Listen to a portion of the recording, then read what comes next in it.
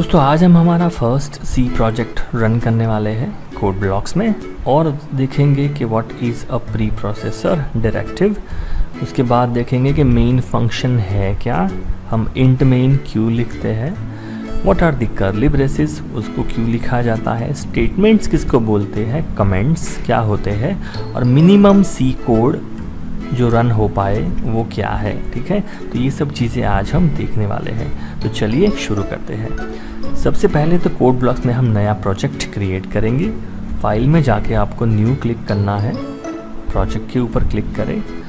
यहाँ पे बहुत सारे अलग अलग प्रोजेक्ट हैं, हम सिलेक्ट करेंगे यहाँ पे कंसोल एप्लीकेशन। सी में आप बहुत सारे अलग अलग प्रोजेक्ट बना सकते हैं, हम यहाँ पे सिलेक्ट करते हैं कंसोल। ठीक है, एंड प्रेस गो। यहाँ पे सिलेक्ट करेंगे सी लैंग्वेज। नेक्स्ट, प्रोजेक्ट का टाइटल हम यहाँ पे देते हैं हेलो वर्ल्ड। ठीक है, और ये प्रोजेक्ट मेरा सेव होने वाला है डी ड्राइव के अंदर सी प्रोग्राम्स फोल्डर के अंदर। ठीक है, अभी नेक्स्ट करेंगे। यहाँ पे आपको डिबग कॉन्फ़िगरेशन और रिलीज कॉन्फ़िगरेशन, डिबग का क्लिक आप निकाल दो, हमको सिर्फ रन करना है। ठीक है, तो यहाँ पे हम क्लिक रखेंगे एंड प्रेस फिनिश।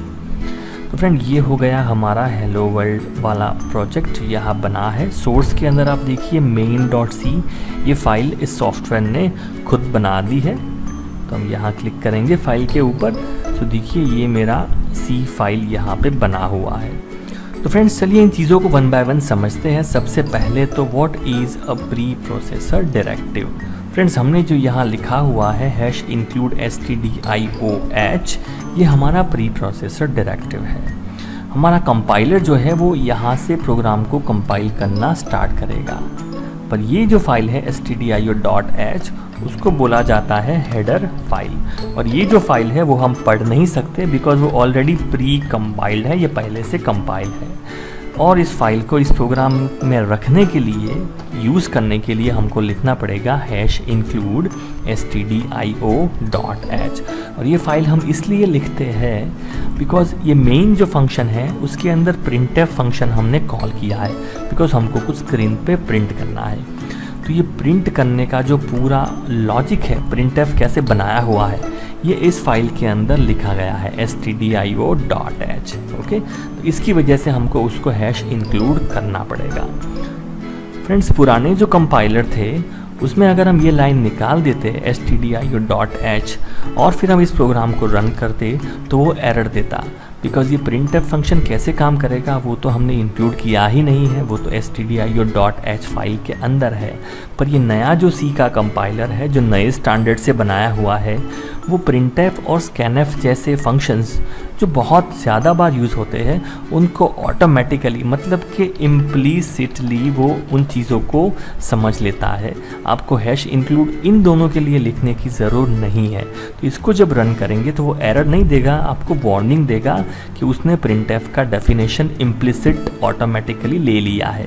तो वो एरर वो वार्निंग आप यहाँ पे देख सकते हो। ठीक है, तो वार्निंग दिया हुआ है implicit declaration of function printf, मतलब कि उसने अपने आप वो डेफिनेशन स्टैंडर्ड लाइब्रेरी में से ले लिया है। तो ये चीज़ आपको ध्यान रखनी है कि stdio.h नहीं लिखेंगे तो भी वो एरर अभी नए कंपाइलर्स में नहीं देता है। ठीक है, तो ये था हमारा प्री प्रोसेसर डायरेक्टिव। उसके बाद देखते हैं what is a main function. दोस्तों किसी भी सी प्रोग्राम में मेन फंक्शन होना ही चाहिए। मेन के बिना आपका कोई भी सी प्रोग्राम रन नहीं हो सकता। ठीक है, तो ये मेन जो हमने लिखा है उसका रिटर्न टाइप है इंट। तो ये integer at the end of main function, जब मेन ख़त्म होता है तब आपको एक इंटीजर रिटर्न करना पड़ेगा। आप 0 1 2 3 कुछ भी लिख सकते हो, बट ये इंटीजर है, 0 नंबर है, वो रिटर्न आपको एंड में करना है। ओके, तो ये फंक्शन का रिटर्न टाइप है। मेन जो है वो फंक्शन का नाम है। ओके, यहाँ से आपका कंपाइलर है प्रोग्राम को कंपाइल करना स्टार्ट करेगा। Okay, so main is a function. उसी तरह से हमने printf लिखा है, वो भी फंक्शन है। printf का काम है आपने ये जो भी लिखा है उसको स्क्रीन के ऊपर प्रिंट करेगा। हमको नई लाइन में जाना है तो हम /n लिख सकते हैं, फिर ये नई लाइन में दिस इज़ नेक्स्ट लाइन ऐसा कुछ प्रिंट करेगा। ओके, तो ये हमारा हो गया मेन फंक्शन के बारे में। प्री प्रोसेसर डायरेक्टिव, ये हैश इंक्लूड हमने लिखा हुआ है। ये हमारा कर्ली ब्रेसेस है, ये स्टार्टिंग और एंडिंग है। तो कोई भी फंक्शन आपको स्टार्ट और एंड करना हो तो ये कर्ली ब्रेसेस यूज़ हमको करने पड़ेंगे। तो फ्रेंड्स अभी देखते हैं कमेंट्स के बारे में।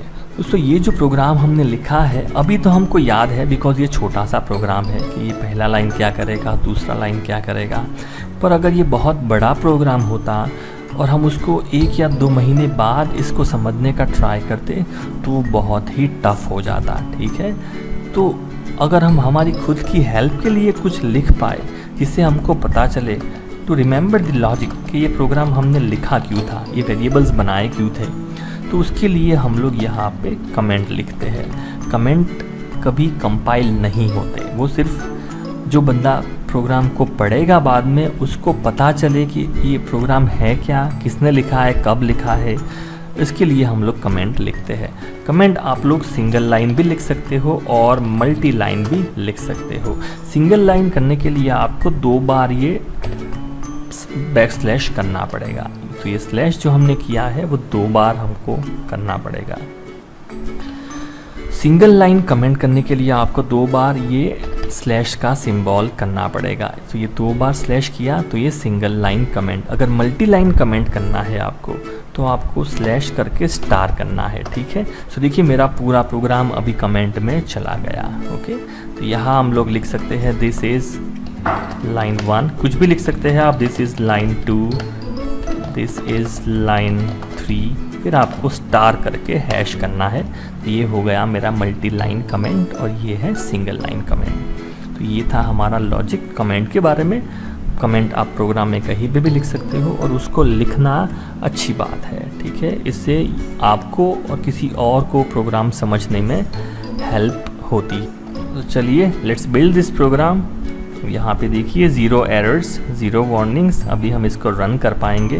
Let's run this. So hello world, this is next line. ये हमारा आउटपुट है जो हमने यहाँ पे डिस्प्ले किया है, okay. Now what is a minimum C program. दोस्तों मिनिमम सी प्रोग्राम कौन सा रन कर सकते हो आप। तो अगर आप ये निकाल देते हो, आपको पता है उसके बिना भी रन होगा। ये चीज़ें निकाल देते हैं उसके बाद भी हम लोग रन कर पाएंगे इस प्रोग्राम को। इंट निकाल देते हैं तो भी चलेगा।